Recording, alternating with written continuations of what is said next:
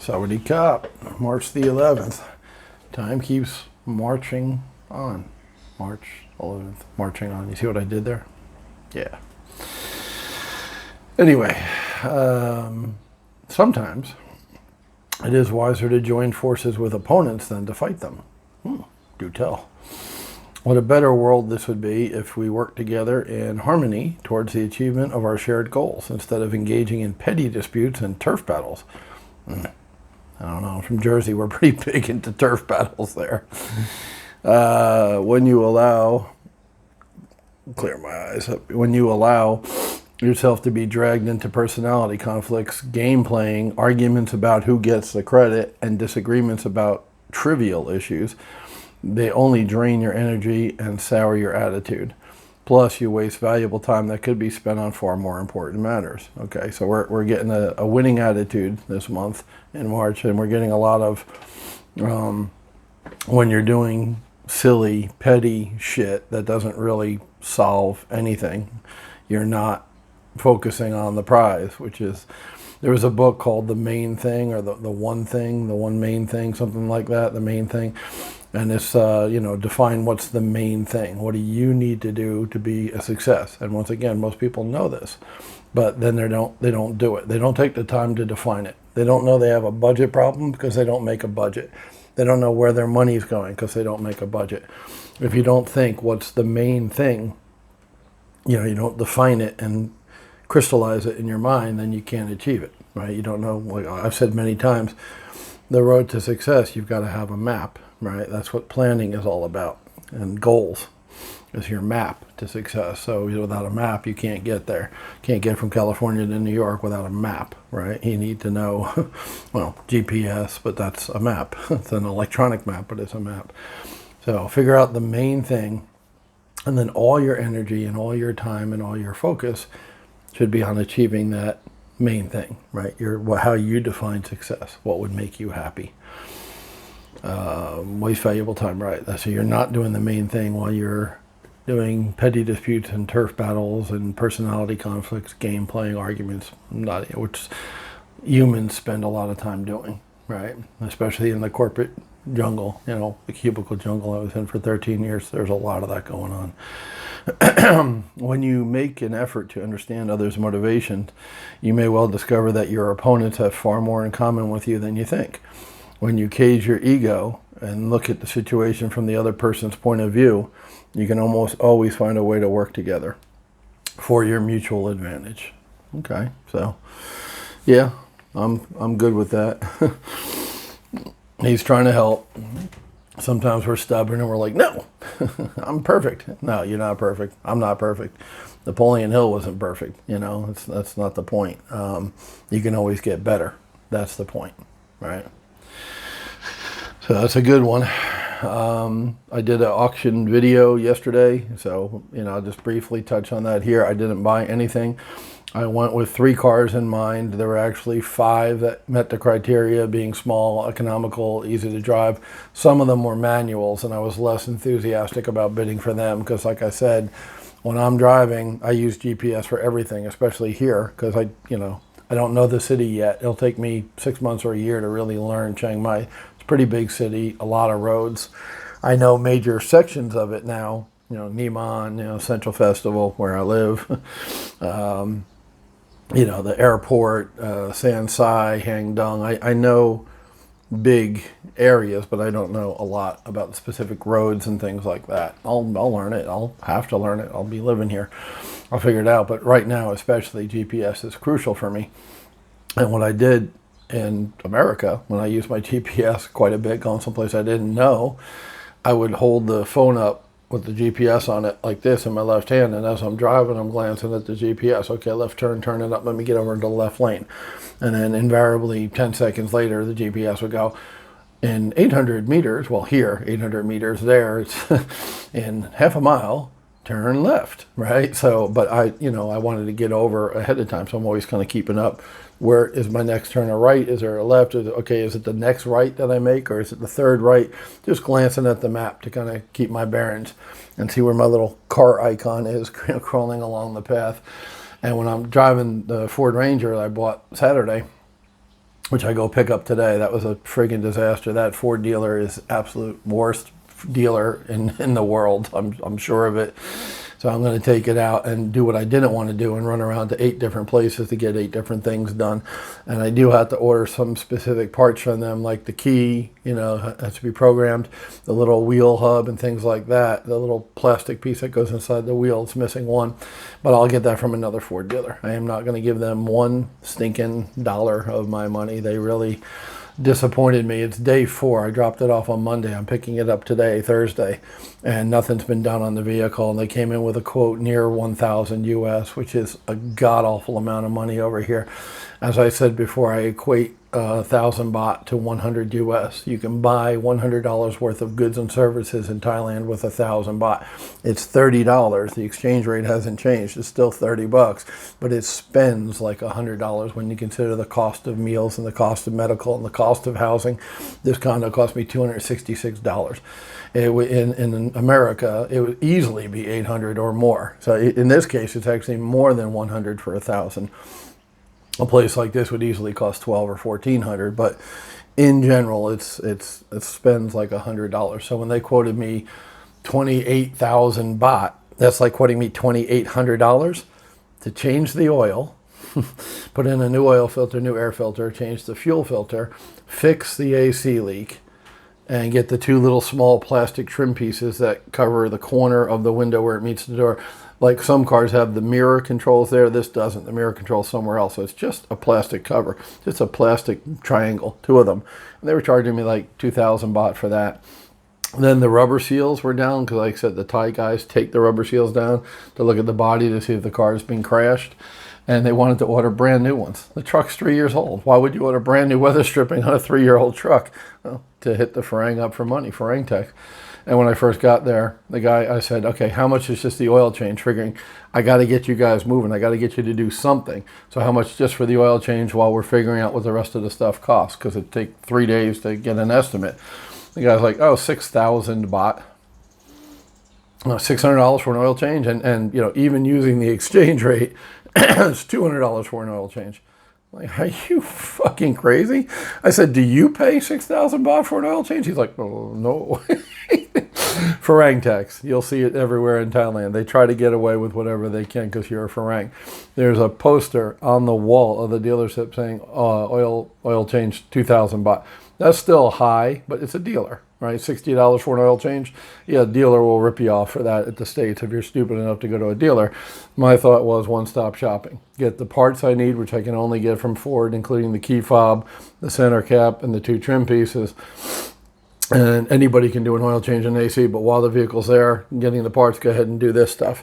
But 4 days later, I'm going and yanking the car out, and nothing's been done, the truck. So hashtag good times, and a year from now when I got all this money in the bank and I built up, a couple million baht, 150,000 US in profit from flipping these cars, but we're going to, oh, that fat lucky bastard, all he did was go and buy cars and sell them. No, I haven't even dealt with the DMV here yet. That's going to be a whole nother video series because anywhere you go, the paperwork is daunting. And here I am, Farang, learning the Thai method of paperwork and, the paperwork shuffle. Remember, that's my value-added proposition.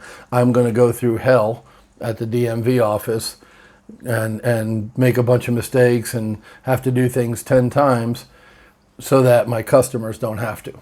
So when I sell that Ranger, whoever buys it, part of the proposition, the reason I'm going to ask, 550 instead of 500 or 450, I'm going to do the paperwork. So whatever hell I go through, I'll go through again on the sales side and take care of it and just hand the customer, here you go, here's your documents. You don't have to go to DMV when you buy a car or a truck from me. I will. I'll take care of all the paperwork, which is kind of what Americans are used to. You go to a dealer, the dealer takes care of the paperwork in DMV, right? Now, does that cost you more money? Yeah. And a lot of cheap ass fucks like me will say, no, screw you. Don't go. No, I'm not going to pay $500 to do the DMV. I'll go down to DMV and pay $19 or $39 or $100 or whatever the hell the DMV charges, right? A lot of people do that. They circumvent the dealer because the dealer's bumping it up. He's making money for his time and effort. And here, I think I can make you know, like I said, 50,000 baht more, which is $1,500 because I'm taking care of the paperwork, because it's that difficult to do the paperwork here for a non-Thai speaking person. Most of my customers are going to be expats who don't speak Thai. So that's the thought process there. But getting back to the GPS, and the reason I wanted an automatic yesterday was I hold the GPS in my left hand, and that's very tricky to hold the steering wheel in your right, hold the GPS in your left hand, and then shift. So I was winding up steering like with my side of my, you know, the karate chop part of your hand, and holding the phone up, you know, and shifting with my left hand, because remember, it's opposite side over here. The steering wheel's on the passenger side of the truck. So I got tired of that one day driving the Ranger, and I was like, yeah, I need an automatic, because the ex-girlfriend Suzuki was an automatic. So I drive with my right hand and hold the thing up with my left. It worked perfect, and it was a small car. It was easy to get in small places. There are roads here that are nothing more than alleys. There's quite a few. I've been down probably 30 or 40 in the last year. One of my favorite breakfast places, Chiang Mai Breakfast World, you literally go down a little alley where that little Suzuki, which is the tiniest freaking car they sell, smaller than a Suzuki Swift. Suzuki Swift's a small car. The Celerio is their base model, and it's narrow and it's tiny. And there wasn't much room on either side of that car. You literally had to pull off the road to let a motorcycle go by, less more a truck. You know what I mean? So there's a lot of roads like that in Chiang Mai, in Thailand. So I was just, you know, smaller is better. I love the truck. It's aggressive looking. It's black. It's sexy as hell. It's like, truck, yeah. I love the truck. I will buy a Toyota truck, which will be my main runaround sometime this year at auction. But there's very practical, you know, if you want to run to 7-Eleven to pick something up, milk or whatever, or run, you know, to the mall or run to the hardware store, you don't always need a truck. You know, sometimes you just, you know, grab whatever, paper towel, I don't know, you know, eggs. You know, you don't want to take this big ass vehicle, you know, that gets 20 miles per gallon when you can have a little 50 mile per gallon. And that's the other thing. You know, gas is like 26 to 34 baht. So say $1, say 30. Some's less, some's more, depends upon the grade. So gas here is about $4 a gallon. And it's been that way, you know, for some time. So, you know, you guys are going to experience that soon. Gas prices are shooting up in the U.S. And, you know, when gas is $4 a gallon, you put a premium on the smaller cars that get better gas mileage. And, you know, you guys are getting fucked, as usual. And when I say you guys, I lived in the United States from 1963 to 2019. So I was getting fucked, because I remember in the 80s there was a little small Honda Civic CRX, little small hatchback with a tiny little motor, and they got 50 or 52 miles per gallon. Well, they killed that shit real quick, didn't they? No, you buy the ones that get 20. We want you to buy gas and oil. Fuckers, you know. Now, we have had gas prices in the twos, you know, 2s and 3s. It's spiked up a couple of times since I lived there. I remember when it hit $4 a gallon a couple of times. It's going to again. It's all about the politicians and who they serve. They don't serve you. And this particular group of politicians who just got in served the oil concerns, and you could see gas prices shot up, you know, almost $3 a gallon now. And it's going to get higher. They want more money. And how much do the sheiks, the billionaire sheiks have? They have way more than you'll ever have. And what do they want? More. They want more of your money. The only thing you're good for is to go buy gas and put money in their pocket. Once you understand that, you get really pissed and either vote all the politicians out of office or kill them. Whatever you got to do. Do what you got to do. So anyway, yeah, I would. They have plenty of vehicles over here. The Thai people don't stand for that shit. The 20 miles per gallon, nothing gets bought here. That's 20 miles per gallon. Even the trucks get more than that. And you know, everybody has a small little Toyota Vios, or like a Honda City. You know, just small little. You see all kinds of Mitsubishi Mirage.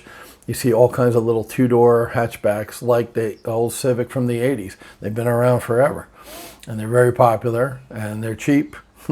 They were some of the cheaper cars at auction, but the auction was weird yesterday. There was a shitload of online bidding. Just the online, the screen turns green online bid. There was very few people there. So I got excited thinking, man, I'm going to get some cars for opening bid. No. Everything shot up rapidly with heavy bidding, especially online. And the guys who were there were the hardcore guys, the dealers who have lots. And they were very aggressive. They didn't want to get pushed around by a farang. So the second I bid, like 76,000 baht, which was way more than I wanted to pay for that little Ford Fiesta, they jumped out. I mean, I didn't put my card down, and it was 78. And he was just like, no, I'm not backing down, big boy.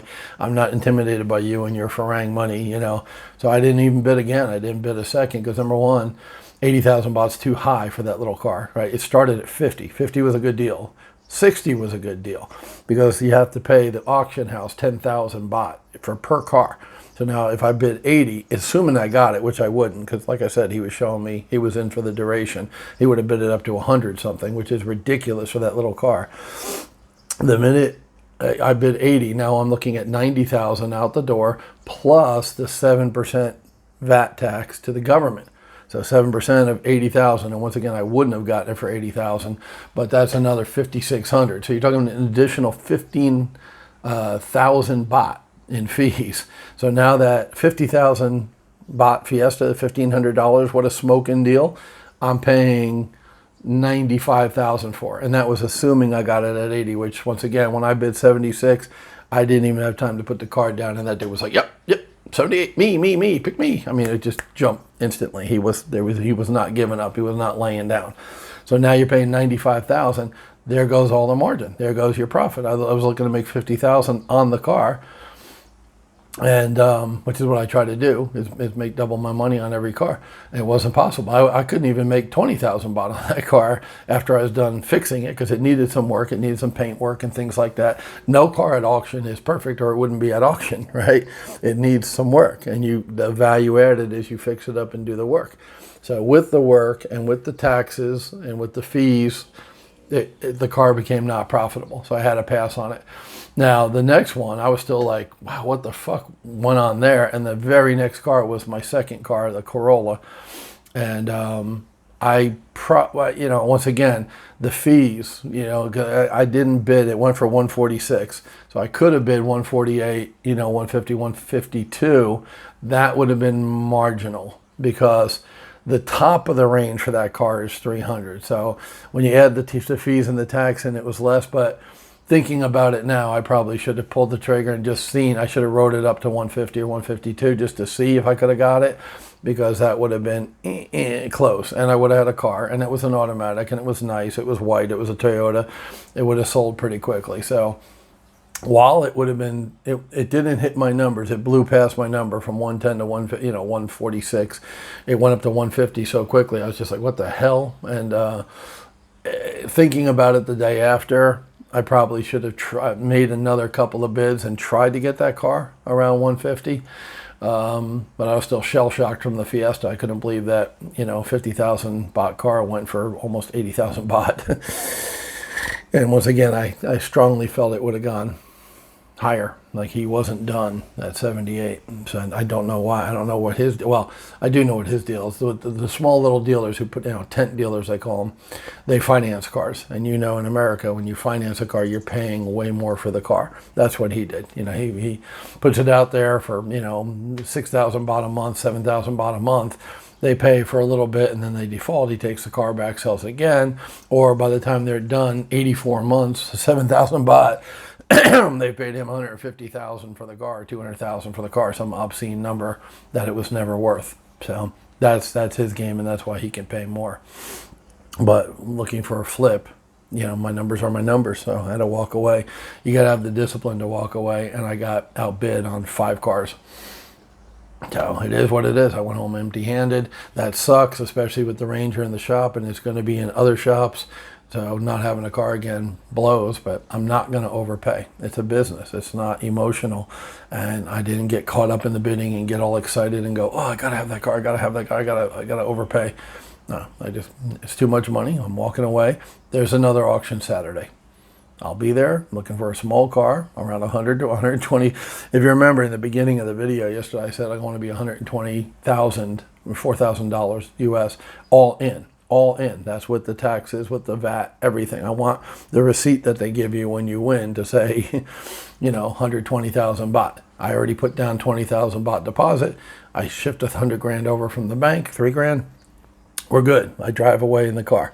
So none of those cars were going to make that happen, except maybe the Fiesta, and that wasn't worth $4,000. I'm not going to pay $4,000 for a $2,000 car, right? $1,500, yeah. $2,000, yeah. $3,000, no. $4,000, no. So that's what happened yesterday. It is what it is.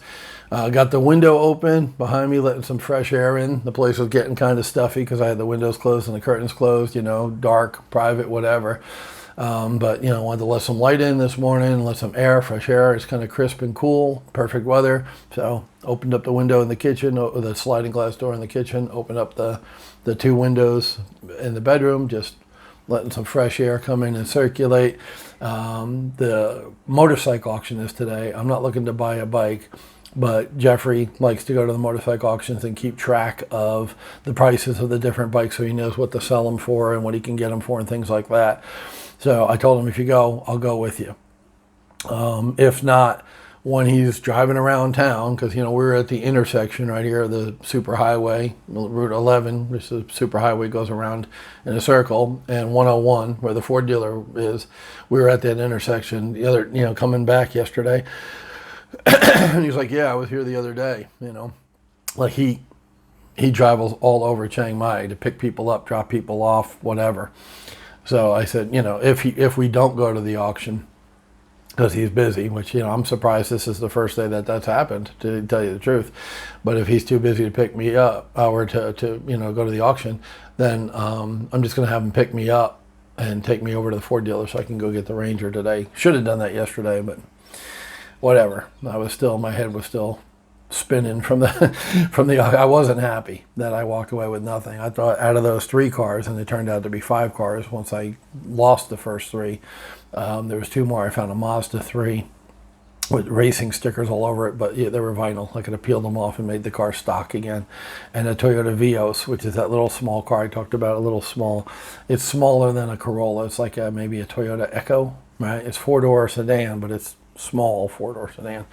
And that was the last car in the auction, and that went for 2 months. I didn't even film it. I was so pissed. I was in shock that I didn't get that one, the last car of the day, and there was heavy bidding, including online. There's some big bangers in Bangkok who have money, and they get online and they bid for cars in Bangkok and they bid for cars in Chiang Mai. So it was heavy competition. There was no bargains. There was no good deals. I walked away empty. It is what it is. But stay positive. Positive action plan. I'll have to contact those dealers and say, you're not my opponent, you're my friend. Let me think like they think, or something. Anyway, yeah, that's it for today. Positive action plan. Plan is to pick up the truck no matter what. Maybe go to the bike auction and just once again kind of watch, see what's going on, see what bikes are going for, get a feel for it. I learned a lot about motorcycles the first auction. So if I go to another one today, I'll learn more. Honda Click, Honda Wave, the 2 most popular bikes, blah, blah, blah. The Yamaha, less popular, but they have their little market. There's bikes that people really like that Yamaha makes. The Scoopy, the Honda Scoopy, it's mostly women. It's rounded curves, same bike with different plastic on it, whatever. I learned a shitload, and if I go again today, I'll learn more. That's what it's all about. Got to know your subject.